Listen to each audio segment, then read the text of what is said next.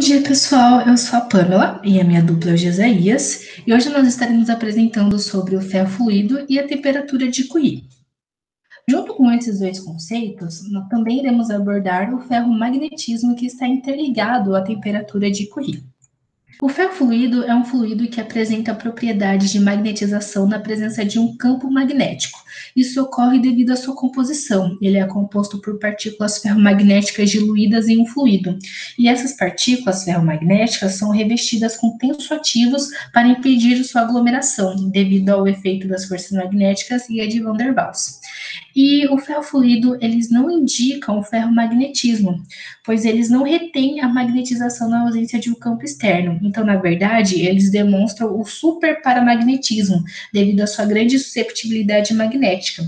E essas partículas superparamagnéticas, elas apresentam magnetização apenas na presença de um campo magnético externo. Então, quando esse campo é retirado, a partícula não permanece magnetizada.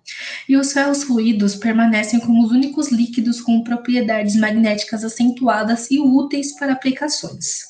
Bom, o ferromagnetismo é um fenômeno pelo qual certas substâncias podem se tornar ímãs permanentes quando submetidas a um campo magnético. Essas substâncias se destacam pelos grandes valores de susceptibilidade magnética, mas também pelo aparecimento da esterese, um assunto já tratado em relatórios. E essa susceptibilidade magnética é a capacidade que tem um material a ficar magnetizado sob a ação de uma estimulação magnética. Todas as substâncias ferromagnéticas possuem uma temperatura característica Tc, na qual o comportamento ferromagnético termina, e essa temperatura é chamada de temperatura de Curie. A temperatura de Curie foi postulada por Pierre Curie e, junto com Ernest Weiss, eles postularam a existência de um campo molecular em materiais como ferro, justificando a existência de uma temperatura crítica, onde ocorre mudança de fase. Então, aqui temos a lei de Curie e a lei de Curie-Weiss. E para cada substância ferromagnética, existe uma temperatura na qual ela se desimanta por completo. Então, né, o ferro a 770 graus, níquel 350, cobalto 1130 e o neodímio, aqui eu até deixei negrito, porque é o material que estaremos utilizando. Então, o neodímio é a partir de 312 graus, ele já se desimanta. E com essa desimantação dos ímãs, eles se tornam materiais paramagnéticos. Bom, pessoal, essas são as referências que utilizamos e aqui termina a parte teórica e o Jesaías estará apresentando a parte prática para ter uma melhor fixação dos conceitos abordados aqui. Espero ter ajudado, muito obrigada pela atenção e até mais. Aqui são os materiais necessários para a realização do nosso experimento. Aqui eu tenho óleo vegetal, isso é uma palha de aço queimada, que gera esse pozinho aqui de ferro. Aqui são dois tipos de ímãs. Esse daqui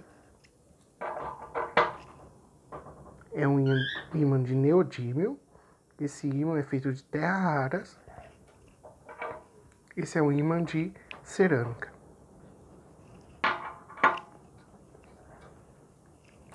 Aqui é apenas uma plataforma para dispor o ferro fluido. E aqui uma bússola, para indicar o polo do ímã. Ao realizar a parte experimental, com o ferro fluido já feito, o que aconteceu? Quando fomos aproximar o ímã, não formou aquelas protuberâncias, os chamados espinhos. Talvez seja pela característica do material. Alguns fabricantes colocam, junto com a palha de aço, alguns polímeros abrasivos. Esses polímeros, eles fazem com que a limpeza seja mais eficiente. Porém, nesse experimento, não é tão bem-vindo essa característica. Para passar por cima desse imprevisto, o que a gente fez? Colocou um copo d'água. A água, ela diminui o atrito do copo com o material. Dessa forma, ao passar o ímã, a gente consegue ver. Ó, dá pra ver o material sendo arrastado. Não é tão visível pelo vídeo, mas dá pra ver ele se mexendo. Esse ímã que eu usei é o ímã de cerâmica. Esse ímã, ele é bem forte pelo tamanho dele. Agora, eu vou aproximar o ímã de neodímio. Este ímã não tem a capacidade de fazer o movimento, mas ao colocar embaixo, ó, ele fica grudado, tá vendo? A tração também acontece. A característica principal do ímã de cerâmica é que ele é afetado pelo efeito Curie, que a gente vai simplificar daqui a pouco, porém, apenas em altas temperaturas. Dessa forma, ele é usado em centrífugas de alta eficiência, que geram muito calor, e outros materiais. O ímã de neodímio, infelizmente, ele não tem essa propriedade.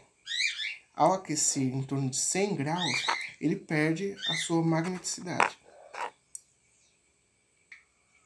Agora, eu vou levar ele para o fogo para vocês verem o que acontece. Aqui a gente está aquecendo.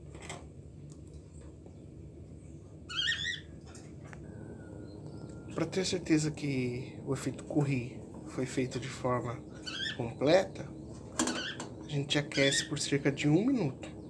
É mais que o necessário, mas é para ter certeza.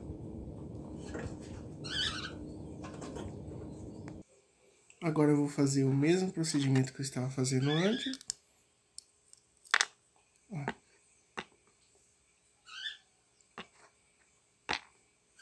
Essa pinça que eu utilizei também é de metal, ó.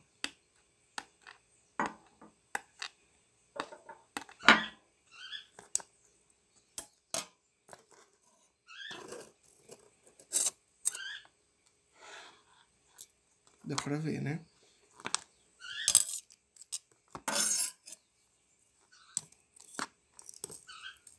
Ó, é até difícil separar, tá vendo?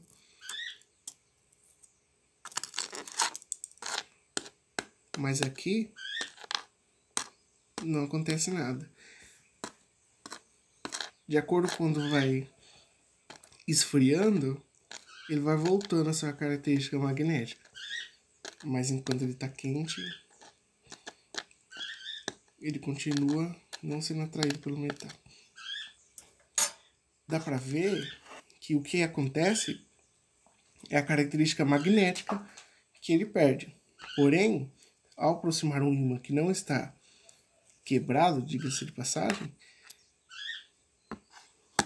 ele é atraído porque, afinal, o ferro não foi corrompido, apenas sua capacidade ferromagnética.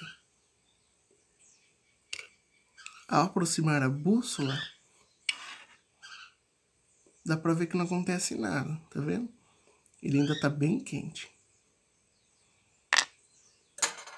Agora, ao colocar, ó, de longe, ao colocar o outro ímã, dá pra ver o alinhamento do campo magnético de acordo com o polo da bússola, o que demonstra que esse ímã tá funcionando. Esse aqui ainda não, ó, tá voltando a funcionar. Tem que aproximar bem, que ainda tá bem pouca.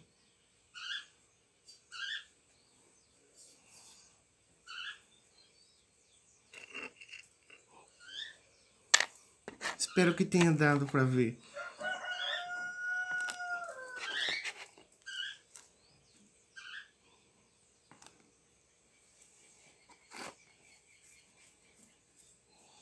Essa foi a nossa parte experimental. Espero que tenha ficado mais elucidado a parte teórica que a Pamela apresentou. E muito obrigado.